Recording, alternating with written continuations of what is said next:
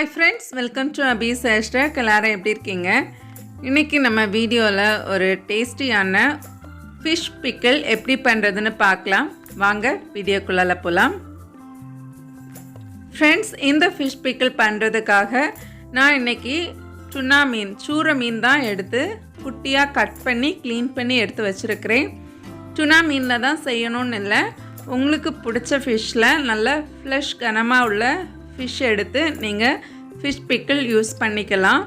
இப்போ நான் க்ளீன் பண்ணி வச்சுருந்த ஃபிஷ் எல்லாமே ஒரு பவுலில் சேர்த்துட்டு கொஞ்சம் மேரினேட் பண்ணி வைக்கலாம். இதுக்கு நான் ஒரு 2 ஸ்பூன் சில்லி பவுடர் சேர்த்துருக்கிறேன். ஒரு 1/4 டீஸ்பூன் மஞ்சள் தூள் சேர்த்து தேவையான அளவு சால்ட்டு சேர்த்துக்கலாம். சேர்த்து இதை நல்லா மிக்ஸ் பண்ணி வைக்கலாம். நல்லா மிக்ஸ் பண்ணிவிட்டு ஒரு 1/2 hour இப்படியே மூடி போட்டு விட்டுடலாம். நல்லா மேரினேட் ஆகி கிடைக்கும். இப்போ பாருங்கள், 1/2 hour தாண்டி நம்ம ஃபிஷ் நல்லா மேரினேட் ஆகியிருக்கு. இப்போ ஒரு பேனில் ஆயில் நல்லா சுட வச்சு நம்ம ஃபிஷ்ஷஸ் எல்லாம் நல்லா டீப் ஃப்ரை பண்ணி எடுத்துக்கலாம். டீப் ஃப்ரை பண்ணும்போது நம்ம ஃபிஷ் முங்குற அளவுக்கு ஆயில் வச்சு நம்ம ஃப்ரை பண்ணி எடுக்கலாம். ஃபிஷ் பிக்கிள் ரொம்ப நாள் கெட்டு போகாமல் இருக்கணும்னா நல்லா டீப் ஃப்ரை பண்ணி நம்ம ஃபிஷ்ஷஸ் எல்லாம் எடுக்கணும். இதில் கொஞ்சம் ஈரத்தன்மை இருந்தால் கூட நம்ம ஃபிஷ் பிக்கிள் சீக்கிரமாக கெட்டு போயிடும்.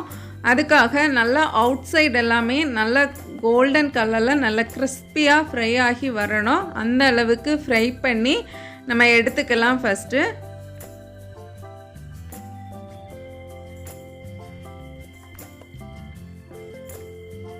இப்போ பாருங்கள், இந்த அளவுக்கு நல்ல கோல்டன் கலரில் நல்ல கிறிஸ்பியாக அவுட் சைடு நமக்கு ஃப்ரை ஆகி கிடச்சிருக்கு. இது எல்லாத்தையுமே அப்படியே எடுத்து ஸ்ட்ரெயின் பண்ணி இன்னொரு பவுலில் வச்சிடலாம். இதே மாதிரி நான் எல்லா ஃபிஷ்ஷஸையுமே ஃப்ரை பண்ணி எடுத்துருக்கிறேன்.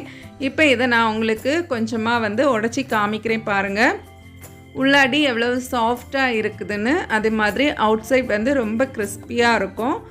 இப்போ ஃபிஷ் ஃப்ரை பண்ணின ஆயிலில் ஒரு 1/2 கப் ஆயில் நான் செப்பரேட்டாக எடுத்து வச்சுருக்கிறேன். மீதி இருக்கிற ஆயிலை ஒரு பேனில் விட்டு நல்லா சூடானதும் கடுகு, அது மாதிரி வெந்தயம், கொஞ்சமாக இஞ்சி சின்ன ஸ்லைஸாக கட் பண்ணி சேர்த்துருக்கிறேன். இது நல்லா ஃப்ரை ஆகும்போது இஞ்சி எல்லாம் குக் ஆகி நல்லா மேலே மிதந்து வரும். இந்த டைம் சின்னதாக கட் பண்ணின சில்லி, அப்புறம் ஒரு பவுல் கார்லிக் சேர்த்து நல்லா வதக்கி கொடுக்கலாம். இதுக்கு கூட கறி லீஃபும் சேர்த்து மிக்ஸ் பண்ணி கொடுக்கலாம். கார்லிக் உங்களுக்கு விருப்பப்பட்டீங்கன்னா நீங்கள் கொஞ்சம் கூட சேர்த்துக்கலாம்.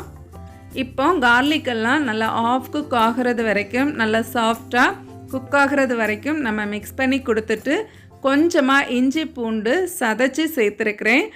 நீங்கள் சதைச்சி சேர்க்கலைன்னா இஞ்சி பூண்டு பேஸ்ட் இருந்தால் கூட 2 ஸ்பூன் சேர்த்துக்கோங்க. இப்போ இஞ்சி பூண்டு வாசனையெல்லாம் மாறினதுக்கு பிறகு இதுக்கு கூட 2 ஸ்பூன் சில்லி பவுடர், 1/4 டீஸ்பூன் பெருங்காயத்தூள் சேர்த்து நல்லா மிக்ஸ் பண்ணி கொடுக்கலாம். இப்போ இந்த பிக்கிளுக்கு ப்ரெசர்வேட்டிவ்ஸுக்காக நான் 2 பொருள் இன்றைக்கி சேர்க்க போகிறேன். அதில் ஃபஸ்ட்டு ஒன் புளி தண்ணி. புளி நல்லா கரைச்சி வச்சுட்டு இதில் ஒரு 1/2 கப்பு புளி வாட்டர் எடுத்து நம்மளுடைய மசாலாக்கு கூட சேர்த்து நல்லா மிக்ஸ் பண்ணி கொடுக்கலாம். இதில் மிக்ஸ் பண்ணி புளி தண்ணி நல்லா குக் ஆனதுக்கு பிறகு ஆயில் எல்லாம் பிரிஞ்சு வரும். இந்த டைம் நம்ம ஃப்ரை பண்ணி வச்சுருக்கிற ஃபிஷ்ஷை இதில் சேர்த்து நல்லா மிக்ஸ் பண்ணி கொடுக்கலாம்.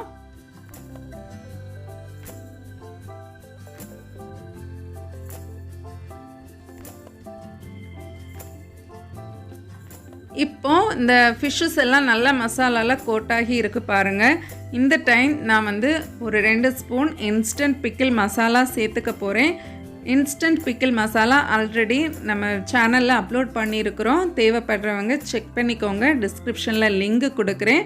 இது கொஞ்சமாக கடுகு, ஜீரகம், உலுவா சேர்த்து பொடி பண்ணினது தான். அதுக்கு கூட கொஞ்சம் சில்லி பவுடரும் சேர்த்துருப்பேன்.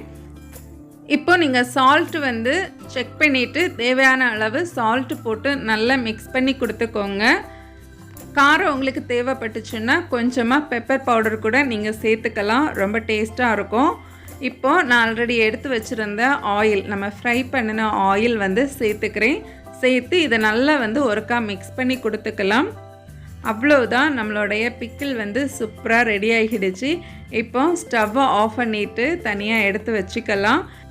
இப்போ கடைசியாக இதில் ரெண்டாவது ப்ரிசர்வேட்டிவ் நான் வினிகர் வந்து சேர்த்துக்க போகிறேன். ஒரு 1/2 கப் வினிகர் வந்து இதில் ஆட் பண்ணி நல்லா மிக்ஸ் பண்ணி கொடுத்துக்கோங்க.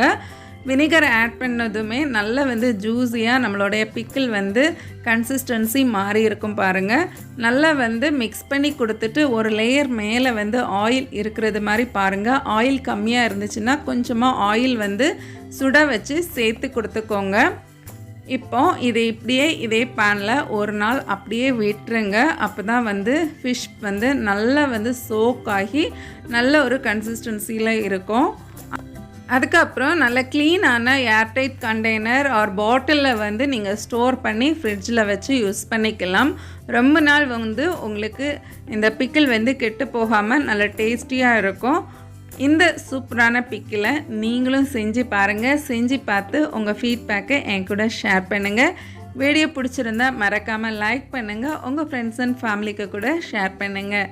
நான் இன்னொரு இன்ட்ரெஸ்டிங்கான வீடியோவில் உங்களை மீட் பண்ணுறேன். அது வரைக்கும் பாய், டேக் கேர், தேங்க்ஸ் ஃபார் வாட்சிங்.